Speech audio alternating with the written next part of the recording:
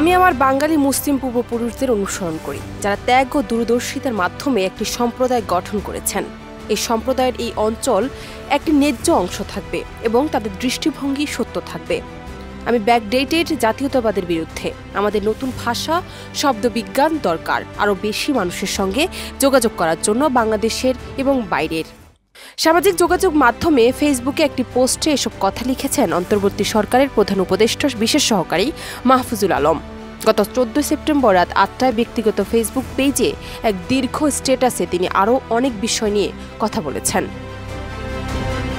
তার বিরুদ্ধে ষড়যন্ত্র চলছে জানিয়ে তিনি বলেন, কোটা সংস্কার আন্দোলনে আমি কোনো মাস্টার মাইন্ড ছিলাম না, কিন্তু 5 জুন থেকে 5 আগস্ট পর্যন্ত 9 দফা সহ প্রতিটি সিদ্ধান্তে আমারও পরামর্শ ও সমর্থন ছিল।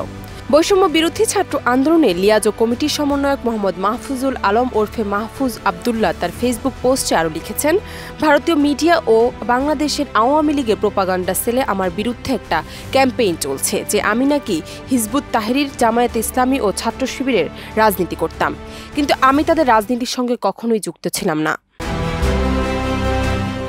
সবশেষে তিনি লিখেছেন, ঐতিহাসিক সম্প্রদায় গঠন হিসেবে বাঙালি মুসলমানদের দক্ষিণ এশিয়ার উপালটান জনতার সঙ্গে জোটবদ্ধ করতে হবে।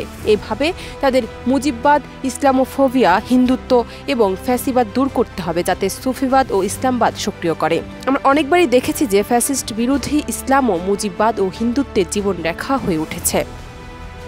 ডেস্ক রিপোর্ট, দেশ রূপান্তর।